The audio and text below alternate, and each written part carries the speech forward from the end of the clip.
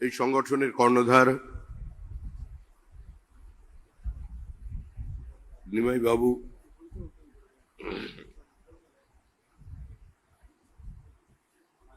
কল্যাণী বিশ্ববিদ্যালয়ের প্রাক্তন উপাচার্য, সম্মানীয় অধ্যাপক, যারা মঞ্চে উপস্থিত আছেন,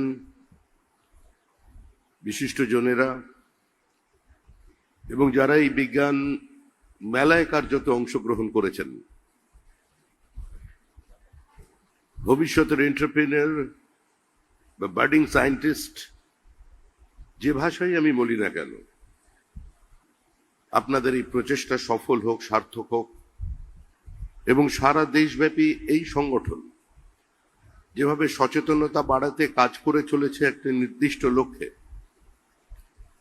নিঃসন্দেহে সেটা প্রশংসনীয়। ভারতের প্রধানমন্ত্রী নরেন্দ্র মোদী বারবার একটি বিবৃতি দিচ্ছেন যে 1947 সালে আমরা ভারতবর্ষকে পৃথিবীর 1 নম্বর শক্তিতে রূপান্তরিত করব। শ্যামাপ্রসাদ মুখার্জির প্রতিকৃতি, ঋষি বঙ্কিমচন্দ্রের প্রতিকৃতি, স্বামী বিবেকানন্দের প্রতিকৃতিকে সামনে রেখে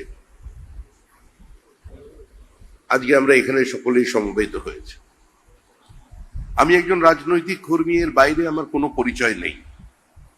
আর অধিক পরিচয়ে মানুষের আসল পরিচয়টাই হারিয়ে যায়, সেজন্য পরিচয় দেবারও কোনো প্রয়োজন নেই। কিন্তু আমাদের প্রত্যেককে মনে রাখতে হবে, আমরা যে মাটিতে জন্মেছি, এই মাটিতে বন্দে মাতরমের জন্ম হয়েছিল, এই মাটিতেই বন্দে মাতরম দ্বিখণ্ডিত হয়েছে, এই মাটিতেই আবার নতুন করে বন্দে মাতরমের স্বাধীনতা ফিরে এসেছে। বঙ্কিমচন্দ্র যেদিন গানটি লিখেছিলেন, সেদিন প্রথমবারে তার অত্যন্ত ঘনিষ্ঠ বন্ধু তাকে বলেছিলেন, তুমি এটা কি গান লিখলে? বাংলার সংস্কৃত মেলানো এই গান তো কেউ গ্রহণ করবে না। কিছুটা দুঃখিত হয়েছিলেন বঙ্কিমচন্দ্র, কিন্তু সেই বঙ্কিমচন্দ্র মৃত্যুর মাত্র কয়েকদিন আগে তার ছোট কন্যাকে বলে গিয়েছিলেন, দেখিস আগামী 20-30 বছরের মধ্যেই এই বন্দে মাতরম সারা ভারতবর্ষের মানুষের হৃদয়ে রক্ত নাচন দেখাবে। কার্যত বন্দে মাতরম নিয়ে ঋষি অরবিন্দের যে বিশ্বাস ছিল, তার কনভিকশনটাকেই তিনি এভাবে উপস্থাপিত করেছিলেন। আজকে সেই বন্দে মাতরমকে কাটা ছেঁড়ার মধ্যে দিয়ে আমরা একটা নির্দিষ্ট জায়গায় এনে পৌঁছে দিয়েছি। বন্দে মাতরমের 150 বছর উদযাপিত হয়েছে সারা ভারত জুড়ে 1 বছর ধরে। কিন্তু মনে রাখতে হবে, এই পশ্চিমবঙ্গের মাটি থেকেই জ্ঞান বিজ্ঞানের জন্ম হয়েছিল আধুনিক ভারতবর্ষে। স্বাধীনতা আন্দোলনের বিভিন্ন ধারা, বিজ্ঞান চর্চার বিভিন্ন মাধ্যম,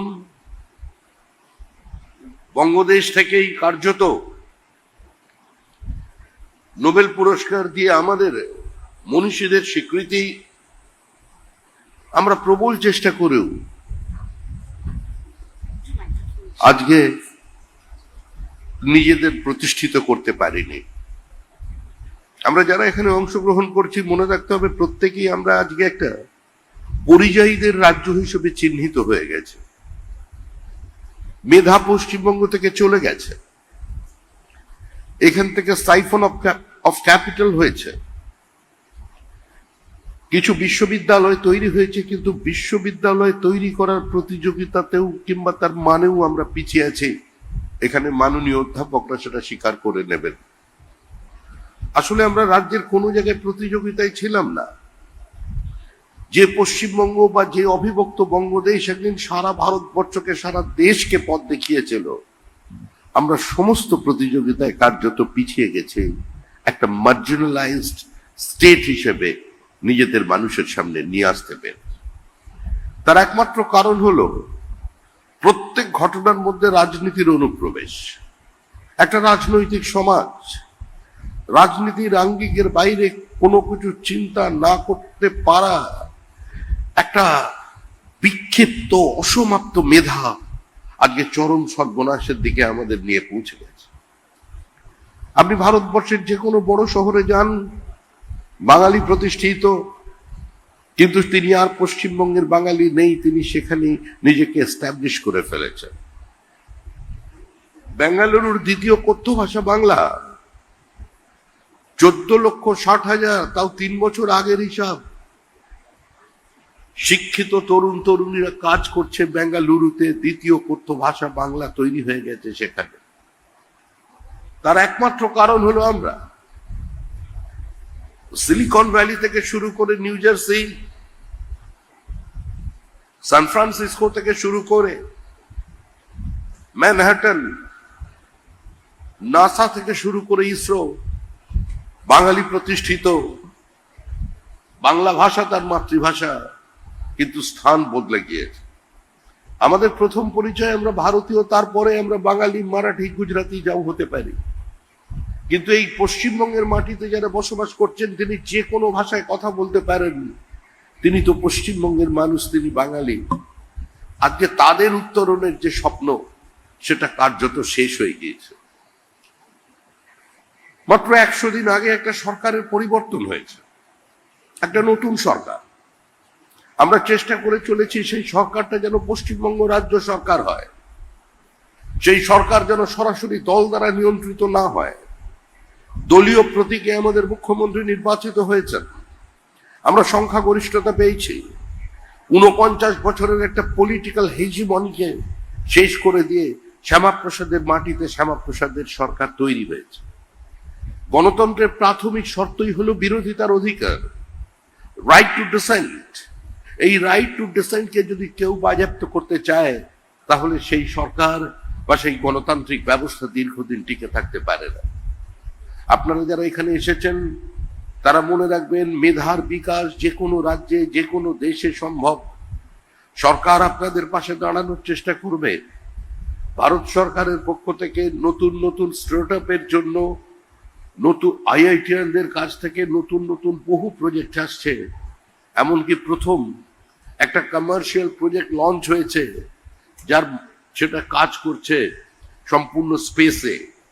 অর্থাৎ স্পেস থেকে শুরু করে বিভিন্ন ধরনের ডিফেন্স ইকুইপমেন্টস তৈরি করার ক্ষেত্রেও, বিভিন্ন জায়গায় নিউক্লিয়ার সিল তৈরি করার ক্ষেত্রেও আমাদের তরুণ প্রজন্মের বিজ্ঞানীরা কাজ করে চলেছেন। কৃষি ক্ষেত্রে আমাদের একটা এ রাজ্যে একটা সামগ্রিক পরিবর্তনের প্রয়োজন আছে। সেটা কোনো কৃষি মন্ত্রীর পক্ষে বা একটা নির্দিষ্ট সরকারের পক্ষে করা সম্ভব নয়।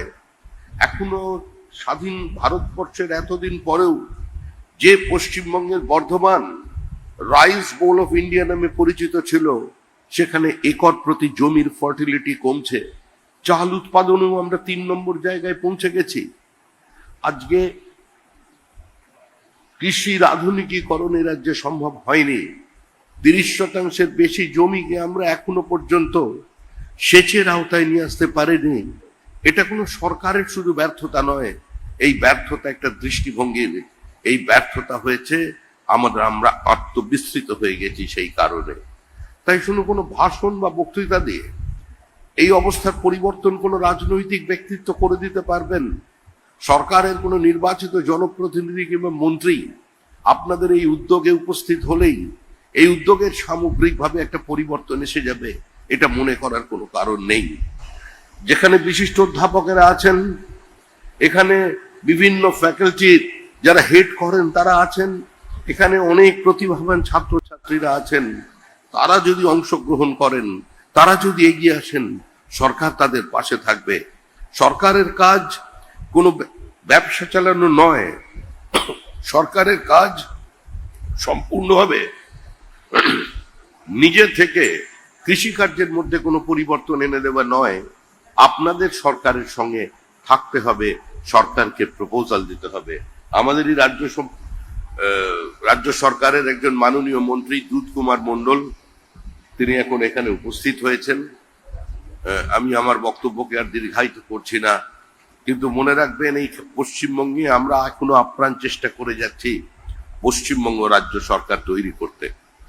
আপনারা জীবনের যে কোনো ক্ষেত্রে আপনারা যা উপহার দিতে পারেন, আপনাদের নির্দিষ্ট মৌলিক অবস্থান থেকে, আপনাদের নির্ধারিত মেধা থেকে আপনারা এই সমাজকে যে উপহার দিতে পারেন তাকে গ্রহণ করবার জন্য সরকার সক্রিয় থাকবে।